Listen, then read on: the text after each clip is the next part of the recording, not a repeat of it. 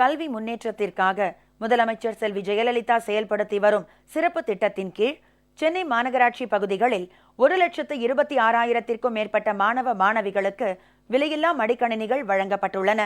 தமிழ்நாட்டில் மாணவ மாணவிகள் சிறப்பான முறையில் கல்வி பயில்வதற்காக முதலமைச்சர் செல்வி ஜெயலலிதா எண்ணற்ற திட்டங்களை தீட்டி செயல்படுத்தி வருகிறார்.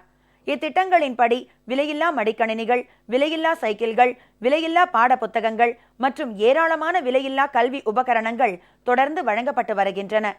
சென்னை மாநகராட்சி பகுதிகளில் இதுவரை அரசு மற்றும் அரசு உதவி பெறும் மேல்நிலை பள்ளிகள், ஆதி திராவிடர் நலத்துறையின் கீழ் செயல்படும் மேல்நிலை பள்ளிகள் என 145 பள்ளிகளில் 1,26,164 மாணவ மாணவிகளுக்கு விலையில்லா மடிக்கணினிகள் வழங்கப்பட்டுள்ளன.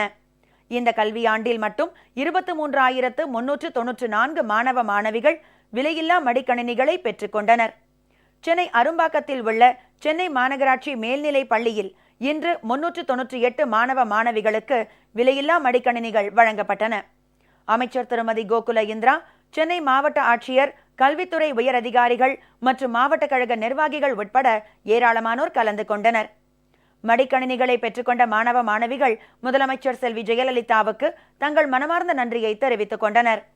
மாணவர்களுக்கு எட்டாக்கனியா இருந்த மடிக்கணினி இன்று தமிழக அரசு எங்களுக்கு இலவசமா வழங்கி இருக்கு. முதலமைச்சர் அவர்கள் அறிவிச்சிருந்த பல திட்டங்கள்ல ஒன்றான இந்த மடிக்கணினி திட்டம் எங்களுக்கு பயனுள்ளதா இருக்கும். அம்மாவுக்கு நன்றி. அறிவியல் தொழில்நுட்ப வளர்ச்சியில் லேப்டாப் ஒரு மிக சிறந்த பங்கா இருக்கு.